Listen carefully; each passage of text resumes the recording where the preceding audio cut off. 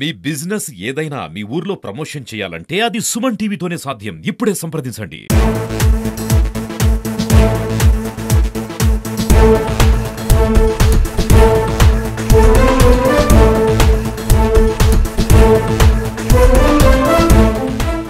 కడప జిల్లా ప్రొద్దుటూరులో దారుణ సంఘటన జరిగింది. రెండో ముంబైగా పేరొందినటువంటి ప్రొద్దుటూరులో గోల్డ్, బంగారు వ్యాపారాలకు పెట్టింది పేరు. ప్రతిరోజు కోట్లాది రూపాయలు అక్కడ ట్రాన్సాక్షన్ జరుగుతూ ఉంటది. అంతే వేగంగా, అంతే డిమాండ్‌గా అక్కడ వడ్డీ వ్యాపారం కూడా జరుగుతూ ఉంటది. అంటే చేతుల మీదే లక్షలు, కోట్ల రూపాయలు అప్పిచ్చేటువంటి వడ్డీ వ్యాపారులు ప్రొద్దుటూరులో ఉంటారు. ఎందుకంటే జరుగుతున్నటువంటి వ్యాపారాలకు అనుగుణంగా చేయబదులుగా తీసుకునే వాళ్ళు కొంతమంది ఉంటే, ఇన్‌స్టాల్‌మెంట్‌లో అప్పులు తీసుకునే వాళ్ళు కొంతమంది ఉంటారు.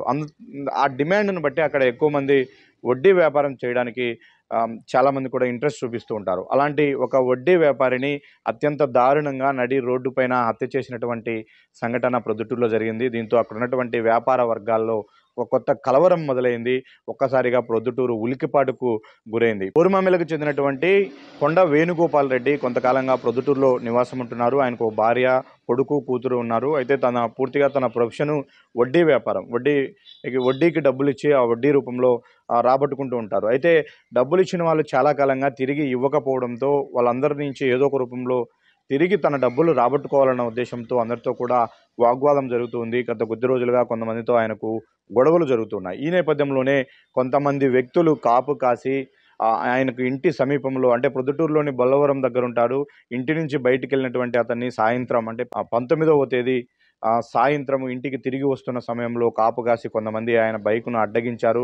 తర్వాత కంట్లో కారం కొట్టి అతన్ని అక్కడే చంపేసి కారులో తీసుకెళ్లి పక్కనే ఉన్నటువంటి నదిలో పడేశారు. ఆ నదిలో కుందు నదిలో పడేశారు. అక్కడి నుంచి మృతదేహం కొట్టుకుంటూ వచ్చి చాపాడు దగ్గర మృతదేహం పోలీసులకు దొరికింది. అయితే రాత్రి అయినప్పటికీ వేణుగోపాల్ రెడ్డి ఇంటికి రాకపోవడంతో ఇంటి వాచ్మెన్ వెళ్ళి బయటికెళ్ళి చూసే ప్రయత్నంలో ఇంటికి సమీపంలోనే రోడ్డు పైన బైకు పడి ఉంది. అక్కడే కారం చల్లిన ఆనవాళ్లు ఉండడంతో వెంటనే అలర్ట్ అయినటువంటి కుటుంబ సభ్యులు పోలీసులకు ఫిర్యాదు చేశారు. ఆ కోణంలో కిడ్నాప్ చేసి ఉంటారు అన్న కోణంలో పోలీసులు విచారణ మొదలుపెట్టారు. చివరికి అతని మృతదేహాన్ని చాపాడు సమీపంలో కుందు నదిలో గుర్తించి వెలికి తీసినటువంటి పరిస్థితి. అయితే వేణుగోపాల్ రెడ్డి, వడ్డీ వ్యాపారి వేణుగోపాల్ రెడ్డి హత్యకు కారకులు ఎవరు అనే కోణంలో పోలీసులు ఇప్పుడు పూర్తి స్థాయిలో విచారణ చేస్తూ ఉన్నారు. ఇప్పటికే వేణుగోపాల్ రెడ్డి కుటుంబ సభ్యులు ఇచ్చినటువంటి ఫిర్యాదులోనే కొంతమంది అనుమానితుల పేర్లను వాళ్ళు ప్రస్తావించారు. అంటే వీళ్లకు మేము అప్పిచ్చాము, వాళ్ళ దగ్గర నుంచి అప్పు రాబట్టుకోవడం కోసం కొద్ది రోజులుగా మా భర్త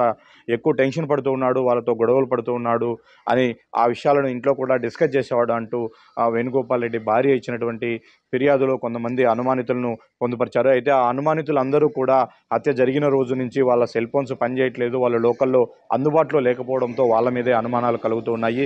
అలాగే ఈ గ్యాంగులో ప్రధానంగా వేణుగోపాల్ రెడ్డి సమీప బంధువు పాత్ర కూడా ఉన్నట్టుగా పోలీసులు అనుమానిస్తున్నారు. ఇప్పటికే ఒక 4 అనుమానితులను పోలీసులు అదుపులోకి తీసుకొని విచారిస్తున్నట్టుగా మనకు సమాచారం అందుతూ ఉంది. అయితే చేయబదులుగా చేతుల మీదే, వేళ్ల మీదే డబ్బులు ట్రాన్సాక్షన్ ఈజీగా జరిగేటువంటి ప్రొద్దుటూరు లాంటి అత్యంత వ్యాపారం జరిగేటువంటి ఆ పొద్దుటూరు పట్టణంలో ఇలాంటి హత్య జరగడం ఇప్పుడు అక్కడ ఉన్నటువంటి వ్యాపార వర్గాల్లో పెద్ద కలకలం లేపుతూ ఉంది.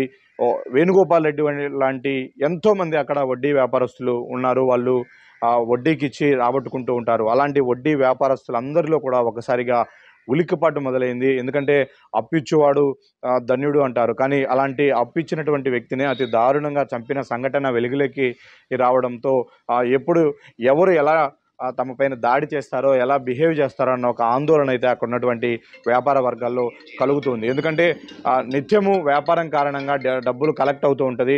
ఆ డబ్బులు మళ్ళీ రొటేట్ అయితే తప్ప అక్కడ వ్యాపారాలు జరగవు. కాబట్టి అందుకే ఎక్కువ డబ్బులు రొటేట్ అవుతుంది. చేతులు మారేటువంటి పట్టణంగా కూడా ప్రొద్దుటూరికి పేరుంది. రోజు కోట్లాది రూపాయలు అక్కడ నగదు చేతులు మారుతూ ఉంటుంది. వాటన్నిటికీ కారణము ఏ ఒక్క వ్యాపారి వెంటనే సరుకు తెచ్చుకోవాలన్నా ఆ వ్యాపారికి డబ్బులు అవసరమైన ఇలాంటి వడ్డీ వ్యాపారస్తులే వాళ్ళకు డబ్బులు ఇన్ టైంలో అందిస్తూ ఉంటారు. వాళ్ళలో చాలామంది కూడా వితౌట్ షూరిటీతో కూడా డబ్బులు ఇస్తూ ఉంటారు. అయితే వాళ్ళ యొక్క డిమాండ్ను బట్టి వడ్డీ రేట్లు వాళ్ళు ఫిక్స్ చేసుకుంటూ ఉంటారు. ఏది ఏమైనప్పటికీ డబ్బులు తిరిగి ఇచ్చే విషయంలో అతన్ని రిక్వెస్ట్ చేసుకోవడమో లేకపోతే ఇబ్బందులు ఉన్నాయనో చెప్పుకోవాల్సినటువంటి వడ్డీకి డబ్బులు తీసుకున్న వాళ్ళు ఏకంగా అతన్ని హంతం ముందిస్తే అతనికి డబ్బులు తిరిగి చెల్లించాల్సిన అవసరం ఉండదు అన్న ఒక కోణంలో చివరికి వడ్డీకి డబ్బులు ఇచ్చినటువంటి వేణుగోపాల్ రెడ్డిని హతమార్చాలి అన్న వారి ఆలోచన అత్యంత క్రూరమైంది.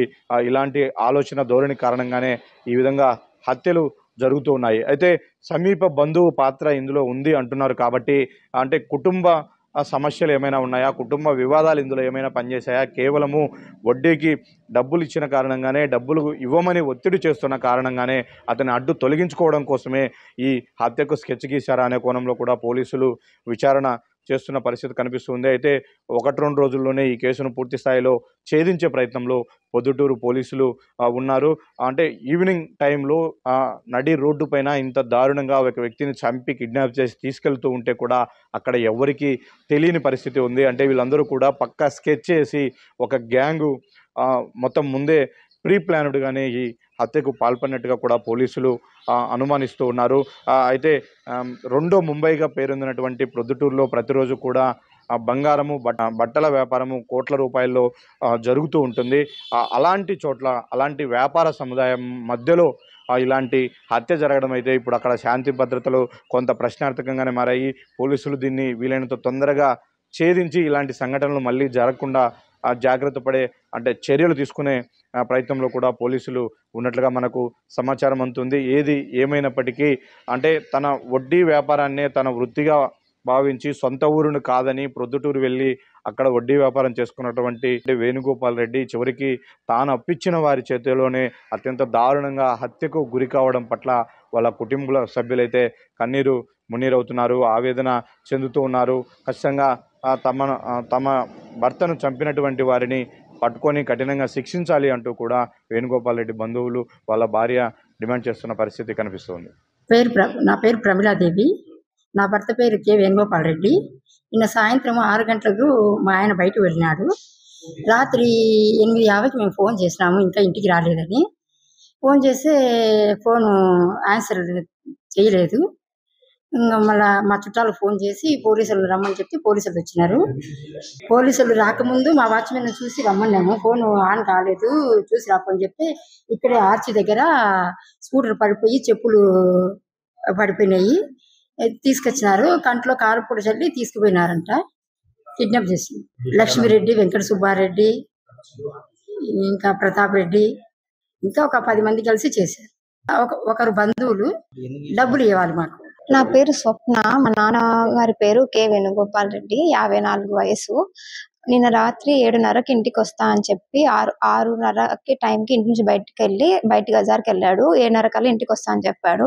కానీ 9 అయినా రాకపోయేసరికి నేను 8:50కి అట్లా 8:50 కూడా రాకపోయేసరికి 8:50కి అలా ఫోన్ చేశాను. ఫోన్ చేస్తే ఒక నెంబర్లో స్విచ్ ఆఫ్ వస్తుంది, ఇంకొక నెంబర్ నాట్ అవైలబుల్ అని వస్తుంది. సో డౌట్ వచ్చి మేము పక్కన మా వాచ్మెన్ తో కొంచెం రోడ్డు మీద చెక్ చేయమని చెప్పాను, ఏమైనా ఎవరితోనో మాట్లాడుతున్నాడేమో అని.